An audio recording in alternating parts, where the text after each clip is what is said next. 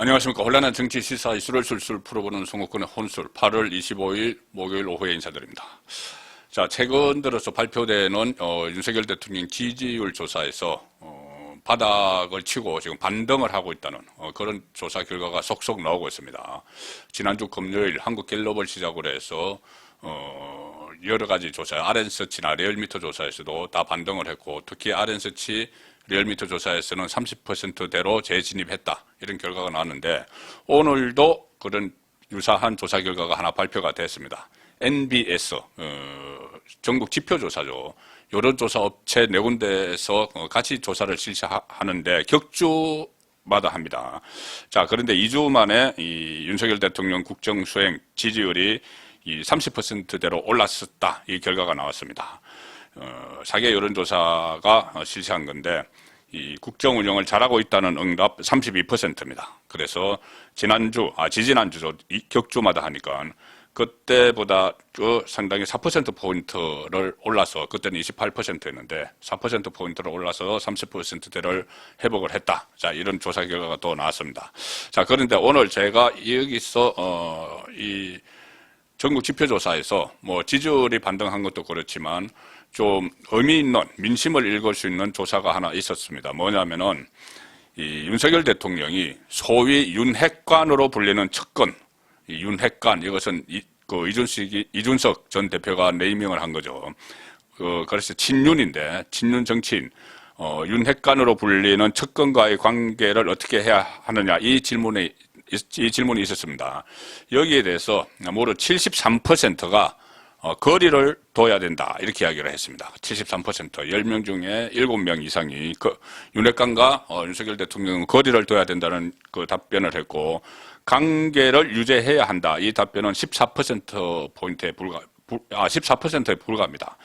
자, 그리고 또 특히 윤석열 대통령의 국정 운영을 긍정적으로 평가한, 그러니까 지지한 이 응답자들 중에서도 과반에 해당하는 58%는 이 거리를 둬야 한다, 이렇게 응답을 했습니다.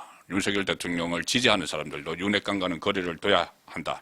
자, 이렇게 이 응답이 나왔는데 30%만 관계를 유지해야 한다, 이렇게 나왔습니다.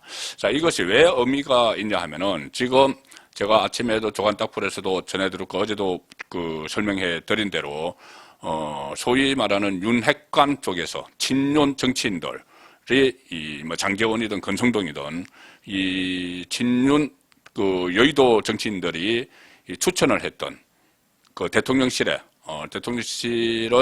이 참모로 들어간 사람들을 중심으로 지금 대대적인 감찰 작업이 벌어지고 있다.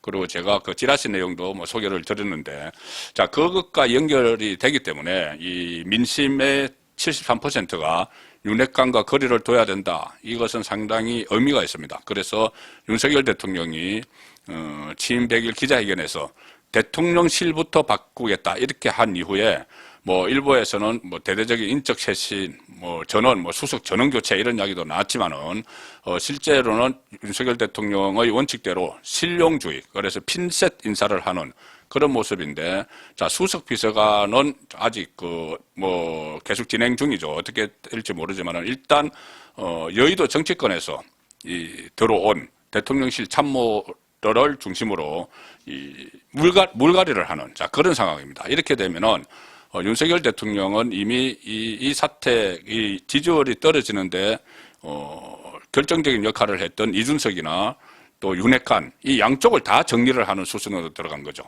자, 이준석 같은 경우는 지금 결별을 한 상태입니다.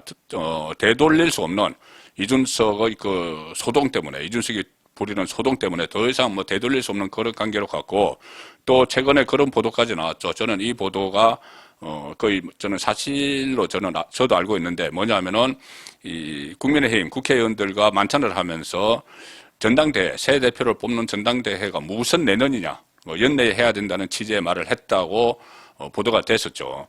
만약에 내년 1월 9일 이후에 하게 되면은 이준석이 다시 출마를 할 수 있기 때문에 이 당원권 정지가 해제가 돼서 그 전에 새 지도부를 출범을 시킨다. 그래서 8월 28일 탄생하는 이 민주당 이재명 지도부, 여기에 대응을 할 지도부를 조속히 출범시킨다. 자, 이런 생각이기 때문에 이준석과는 완전히 손절을 했습니다. 지금 그 지지율 떨어지는 이유, 뭐 또 당 여권 내분 사태, 누구 때문이냐, 그 여론조사 나오면은, 물론 윤석열 대통령 때문이라는 게 가장 많죠. 뭐, 리더십의 문제니까. 그 외에 이 권성동을 비롯한 윤핵관의 책임이다. 아니면 이준석의 책임이다. 이게 비슷비슷하게 나왔습니다. 이 상황에서 윤석열 대통령이 양쪽을 다 정리를 하는, 자, 그런 지금 수순에 들어갔다. 그렇게 볼 수가 있는 거죠.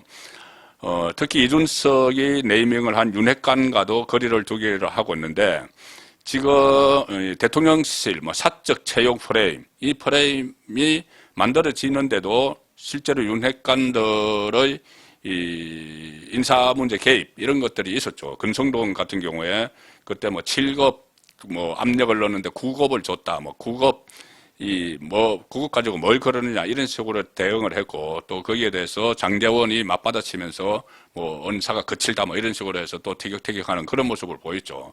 윤석열 대통령 출범 초기에 친윤끼리 그 아웅다웅하는 그런 모습을 보였습니다. 그래서 또 무슨 민들레회 모임 이것을 출범을 놓고도 장제원과 권성동이 충돌을 하는, 자, 그런 일이 있었기 때문에 지금 어느 정도 100일이 지나면서 윤석열 대통령이 다 파악을 했겠죠. 그래서 대대적인 감찰을 실시를 해서 정리를 하고 있는 상황입니다. 자, 그런데 보시면은 오늘 아침 보도 같은 것을 보면은 지금 한 30명 정도를 감찰을 하고 물갈이 폭, 그래서 물갈이 폭이 최대 30명이 될 것이다. 이런 보도가 나왔죠. 이것은 거의 그 엄청난 수치입니다. 이것이 그대로 되면. 왜냐 하면은 대통령실의 참모, 그러니까 경호처를 제외한 참모가 한 400명 됩니다. 400명 되는데 지금 이야기하는 거 30명 물갈이 폭, 최대 30명. 이것은 행정관 이상입니다. 주로 행정관. 대통령실에는 그 차관급인 수석 비서관이 있고 1급 비서관이 있고 그 다음에 2급 선임 행정관, 3급, 4급, 5급 행정관, 그 다음에 6급부터는 행정요원 이렇게 있죠. 행정요원이 아니고 지금 여기 행정관, 왜 그러냐면 국회에서 뭐 보좌관을 하다가 비서관을 하다가 들어오면은 최소 행정관으로 들어오죠. 최소 5급짜리 행정관으로 들어옵니다. 자, 그런데 이 비서관 행정관을 다 합하면 전체 400명 중에서 한 100명 정도밖에 안 됩니다. 그런데 100명 중에서 30명을 물갈이 하겠다는 거죠. 자, 그리고 이렇게도 볼 수 있죠. 100명인데 50이 한 50%, 늘공이 50%입니다. 무슨 말씀이냐면은 이 절반 정도는 그 행정부처에서 파견이 된 사람들이죠. 뭐 검찰에서도 과거에는 파견이 됐었고 각 행정부 또 경제부처에서 파견이 된 사람들이 절반 정도를 하니까는 결국 여의도 정치 생활을 하다가 들어간 사람은 한 50명 된다는 이야기입니다. 행정관 이상. 근데 그 중에서 한 30명을 물갈이를 한다고 하면은 이것은 거의 다 뭐 절반 이상을 갈아치운다는 거죠. 갈아치운다는 것이죠. 그리고 뭐 여러 가지 들리는 바에 의하면 이 사람들의 대다수는 이 소위 말하는 이 윤핵관, 이준석이 이름 붙인 윤핵관들이 추천한 사람들이고 또 실제로 그 국회의원실에서 이 비서관이나 보좌관을 했던 사람들도 많이 들어가 있습니다. 또 심지어 각 부처 장관들에게 보좌관이 있는데 그 보좌관도 이쪽에서 많이 추천을 했다. 친윤 쪽에서, 여의도에서. 자, 그렇기 때문에 지금 여의도 출신들을 그 상대로 해서 대대적인 감찰이 벌어지고 있는 것이고 그 감찰을 하는 주체가 공직기강 비서관실입니다. 그래서 공직기강 비서관실의 원래 업무죠. 그런데 공직기강 비서관이 이시원, 검찰 출신, 윤석열 대통령의 핵심이라는 이시원 공직기강 비서관이 이것을 주도를 하기 때문에 이 검찰 출신, 용산의 검찰 출신들이 이 여의도 출신, 그 정치인 쪽에서 파견 나온 이것을 쳐낸다. 그래서 뭐 권력투쟁 이렇게도 이름을 붙이는데 뭐 권력투쟁 측면이 없는 것은 아니지만 일단 이것은 윤석열 대통령의 의지에 의해서 윤핵관이라고 불리는 이 분란을 이준석과 같이 분란을 일으키고 있는 이쪽을 정리를 하는 지금 그런 단계로 갔다 이렇게 봐야 되겠죠. 그리고 또 특히 권성동 원내대표 같은 경우는 뭐 7급, 9급 공무원 발언도 했지만 윤석열 대통령이 보낸 문자 그 메시지 대무 총질만 하던 당대표 이 문자 메시지를 노출을 해서 상당히 논란을 일으켰고 그러면서도 본인이 마치 재신임을 받은 것처럼 그때 울산의 행사장에 다녀오면서 대통령 전용기 안에서 재신임을 받은 것처럼 일종의 자가 발전을 했습니다. 그래서 거기에 대해서 또 윤석열 대통령이 상당히 격노했다 그런 말도 들리는 상황이죠. 그래서 어쨌든 또 장제원 라인도 지금 대통령실에 집중이 배치가 되어 있고 여러 가지 인사와 관련한 말들이 많기 때문에 지금 윤핵관을 정리를 하는 그런 수순에 들어갔습니다. 그리고 최근에 대통령실에서 나온 말 중에 이런 것도 있죠. 이 대통령실 용산의 참모들이 대통령에게 충성하는 것이 아니고 대통령실에 본인을 추천해 준 사람들에게 충성을 하는 것 같다. 이런 이야기까지 나왔습니다. 자, 그러니 지금 윤석열 대통령 입장에서는 이준석을 손절하는 김에 윤핵관과도 일정한 거리를 두는 그 작업에 들어갔다 이렇게 봐야 될 것이고, 그것도 상징적인 일이 오늘 또 하나 있었죠. 아직 뭐 완전히 확정된 것은 아니지만 민주평통 수석 부의장에 내정됐다고 보도가 됐던 김무성 전 의원이 아마 내정이 취소되는 것 같은 그런 기류가 지금 있습니다. 보도가 되고 있고, 당초 뭐 이번 주에 취임식을 한다 뭐 이런 말이 있었지만은 민주평통안에서는 취임식 준비를 전혀 하지 않고 있다 이런 이야기.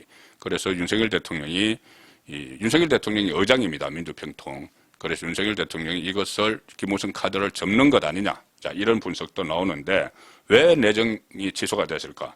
뭐 다양한 원인 분석이 나옵니다. 하나는 그때 포항 수산업자가 사기 사건을 일으킨 그 수산업자에게 차량 편의를 제공받고 이랬기 때문에 이 청탁금지법 그 위반했다는 그런 혐의가 있죠. 그리고 또 하나는 김무성 전 의원은 PK죠. 그런데 TK 쪽에서 상당히 좀 반발을 하고 있다. 그때 박근혜 전 대통령 탄핵에 유승민 의원과 같이 앞장섰기 때문에 자 그런 것도 있고, 또 하나 이유가 장제원 의원과의 친분 문제가 거론이 됩니다. 장제원 아마 이 김무성 전 대표를 민주평통 수석 부회장에 적극 청구한 사람들도 친윤일 텐데, 특히 부산의 친윤들, 장제원 의원과는 김무성 전 의원이 상당히 친분이 있죠. 같이 바른정당을 했고 또 부산에서 같이 정치 활동을 하고 있기 때문에 장제원 의원과의 친분이 오히려 지금 내정이 취소되는데 그렇게 작용한 것 아니냐 이런 분석까지 지금 나오는 상황입니다.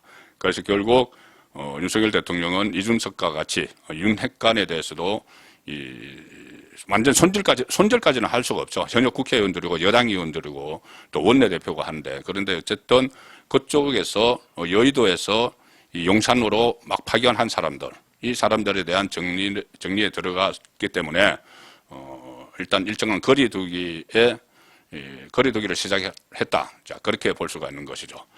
이제 문제는 만약에 이 사람들이 나가면은 친윤 쪽에서 꽂아놓은 대통령실에 꽂아놓은 또는 각 부처 장관실에 꽂아놓은 이 사람들이 나갔을 때 그 자리에 누구를 쓰느냐, 이것이 이제부터는 관건이 되겠죠.